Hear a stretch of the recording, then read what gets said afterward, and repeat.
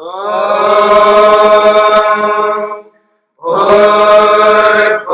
स्वः तत्सवितुर्वरेण्यं भर्गो देवस्य धीमहि धियो यो नः प्रचोदयात्।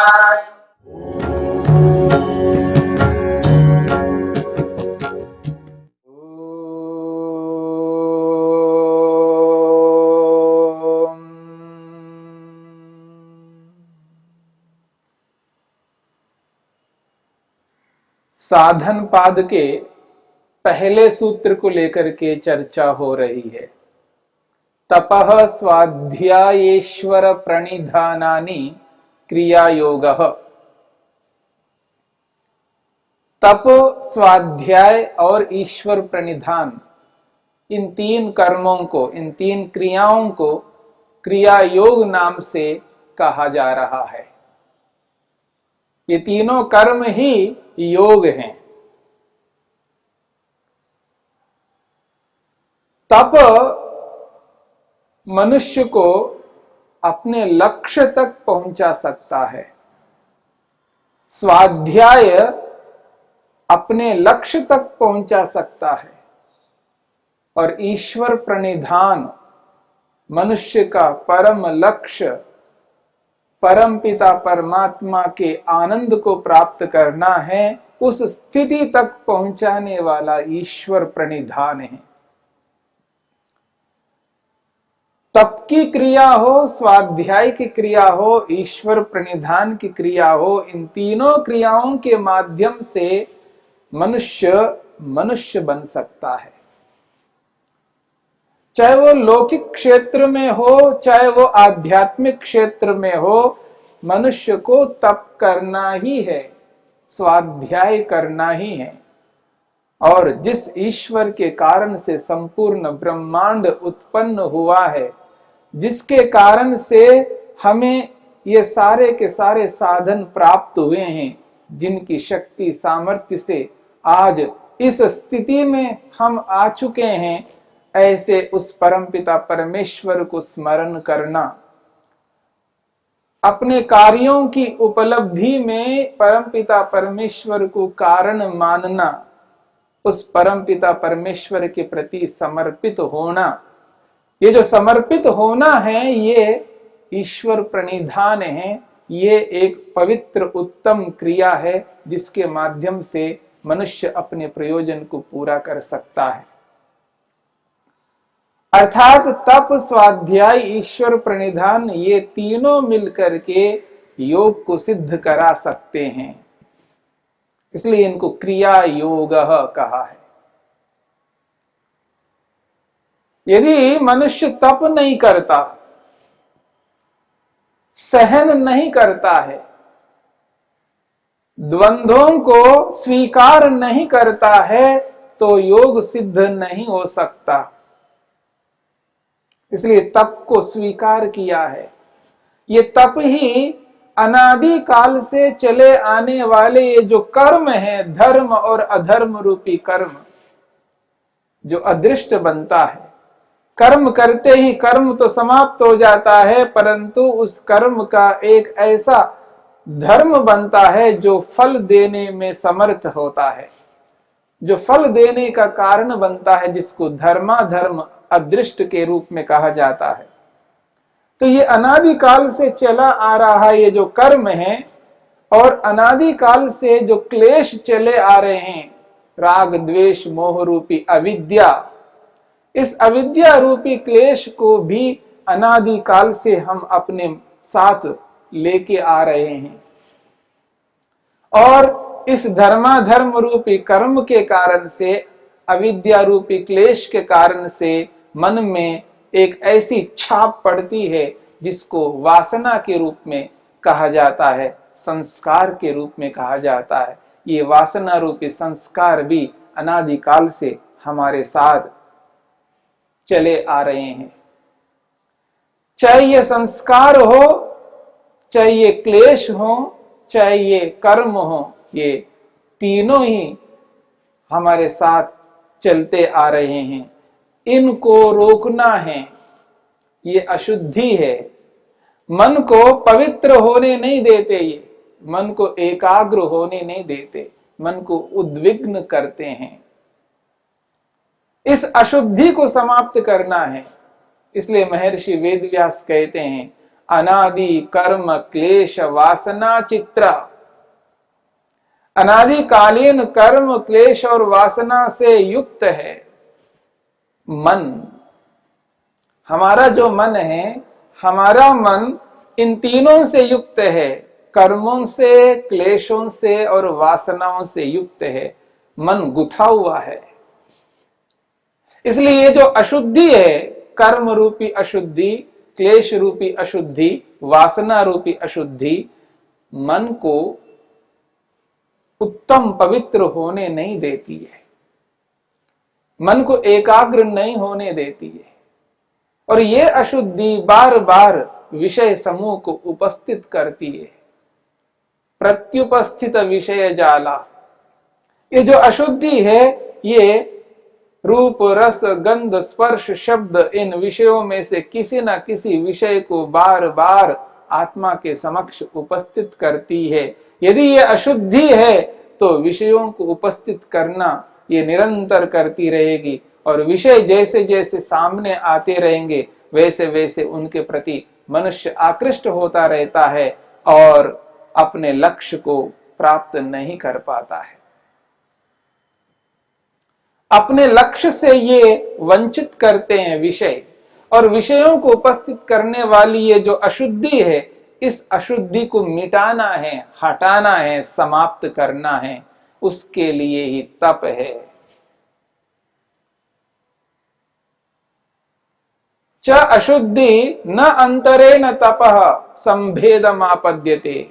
ये जो अशुद्धि है, ये अशुद्धि बिना तप के दूर नहीं हो सकती, बिना तप के रुक नहीं सकती, नष्ट नहीं हो सकती। इसीलिए तपसा उपादानम, तप को ग्रहण किया है।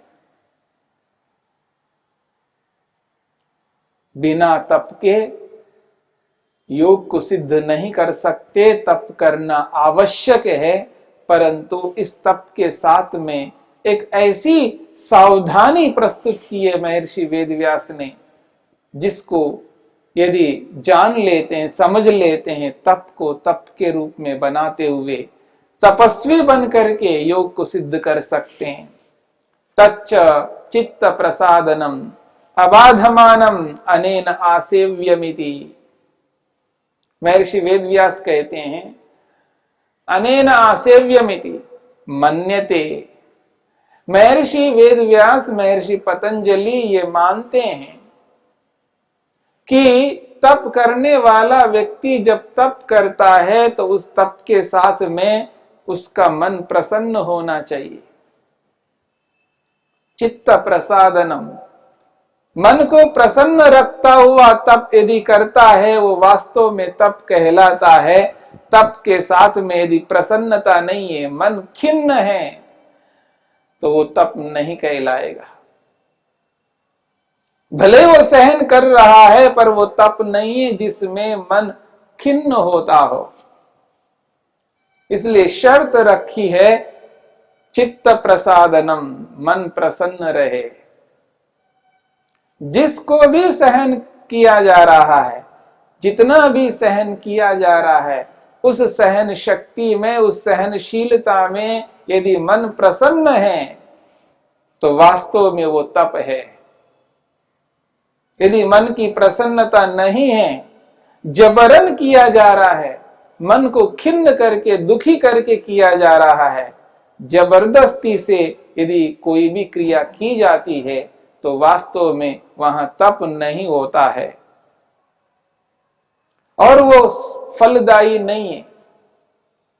क्योंकि जब तक मन खिन्न रहेगा, अशांत रहेगा, उद्विग्न रहेगा, तो एकाग्रता नहीं मिल सकती।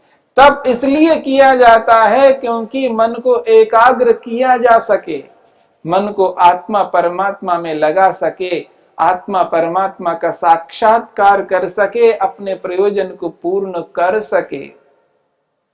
जिस एकाग्रता के लिए तप किया जाता हो, उस तप से यदि मन खिन्न होता हो, उस तप से मन एकाग्र ही नहीं होता हो, ऐसे तप का क्या लाभ है?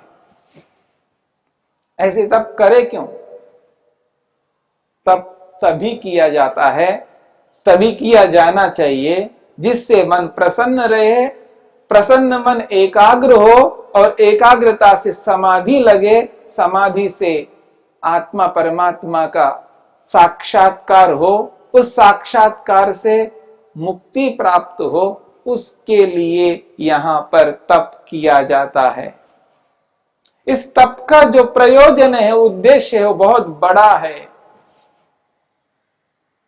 इसलिए तप को समझना है। चित्त प्रसादनम, जब द्वंद्वों का सहन होता है, भूख प्यास, गर्मी सर्दी, हानि लाभ, सुख दुख, जो कुछ भी हमारे सामने द्वंद्व हैं, उन द्वंद्वों को यदि सहन किया जाता है, वह भी ईश्वर को प्राप्त करने के लिए, समाधि को प्राप्त करने के लिए, विवेक वैराग्य को प्राप्त करने के लिए, अहिंसा को सिद्ध करने के लिए, सत्य को अपनाने के लिए, अस्तेय को अपनाने के लिए, संयम के लिए, अपरिग्रह के लिए, शुद्धि बनाए रखने के लिए, अंदर से बाहर शुद्धि बनाए रखने के लिए, संतुष्ट बनने के लिए,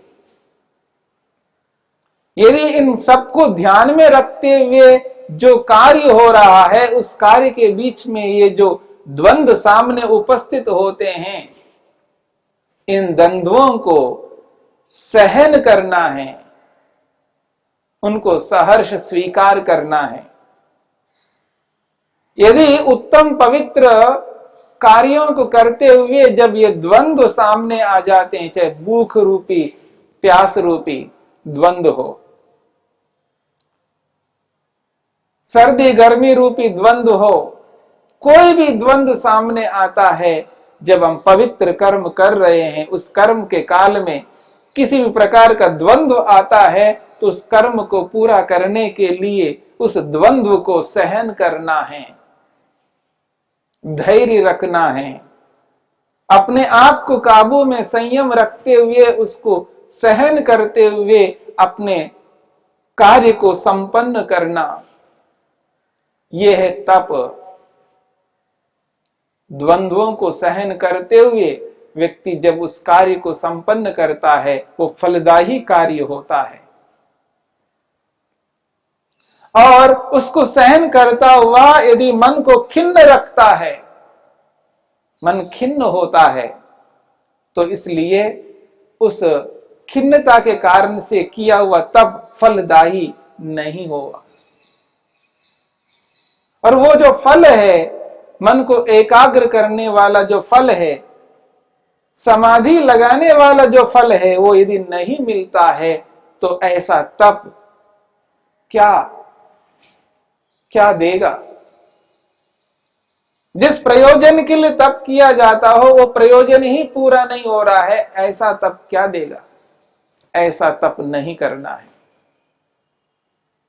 इसलिए तप करते समय जब द्वंद्वों को सहन करते हैं, इस बात का ध्यान देना है कि चित्त प्रसादनम, चित्त प्रसन्न रहे।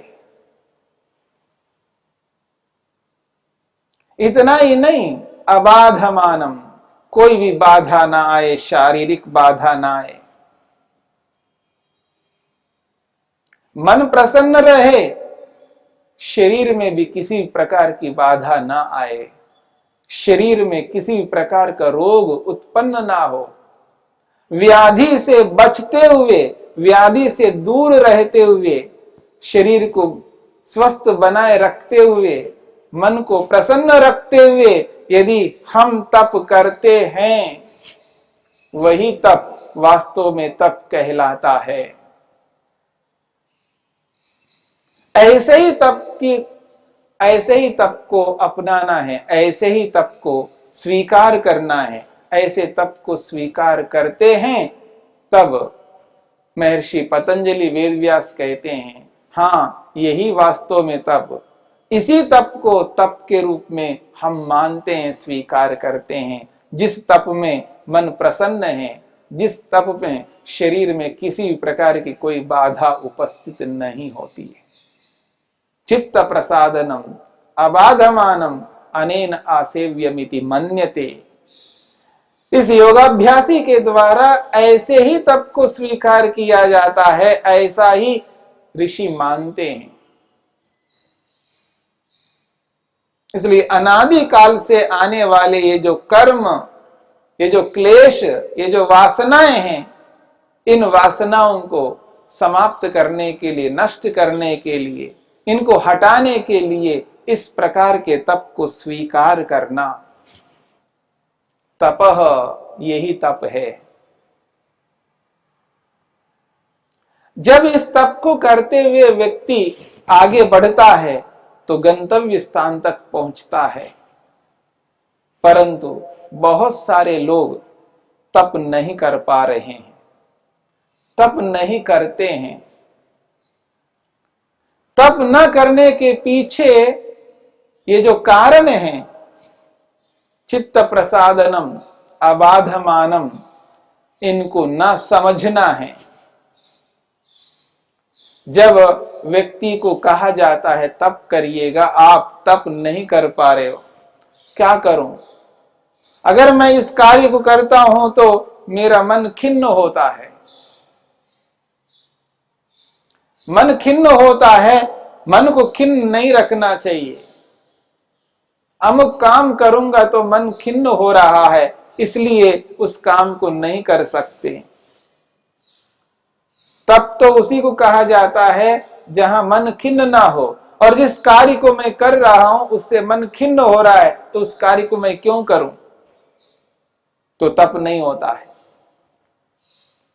ऐसा करता हूं तो सर्दी लग रही है, गर्मी लग रही है, उससे शरीर में बाधा हो रही है, शरीर को दुख हो रहा है, कष्ट हो रहा है, पीड़ा हो रही है, इसलिए मैं उस सर्दी को सहन नहीं कर सकता, उस गर्मी को सहन नहीं कर सकता। भूखा रह रहा हूं तो शरीर को कष्ट हो रहा है, इसलिए मैं भूखा नहीं रह सकता, प्यासा नहीं रह सकता। क्योंकि ऐसा रहूंगा तो शरीर को कष्ट हो रहा है, शरीर में पीड़ा हो रही है, बाधा हो रही है। और अबाधमानम कहा है, किसी प्रकार की बाधा उपस्थित नहीं होनी चाहिए, और ऐसा करता हूं तो बाधा आ रही है, इसलिए वो तप नहीं करता है। चित्त प्रसादनम अबाधमानम को ध्यान में रखता हुआ व्यक्ति तप नहीं करता है। और जब व्यक्ति तप नहीं करता है, तपस्या नहीं हो रही है, तो योग सिद्ध कैसे हो सकता है? बिना तप के योग सिद्ध नहीं हो सकता। और तप नहीं हो रहा है, योग को सिद्ध करना चाहते हैं तो योग सिद्ध नहीं हो सकता। इन दो बातों को समझना है। तप भी करना है और चित्त प्रसादनम अबाधमानम की स्थिति में भी रहना है, तभी तप वास्तव में तप कहलाएगा।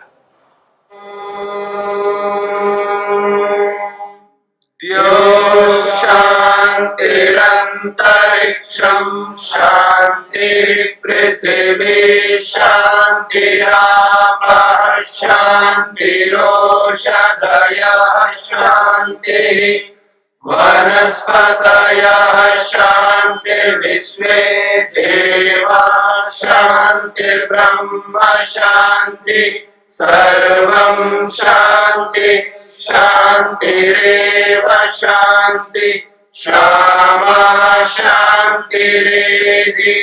ओम शांति शांति शांति।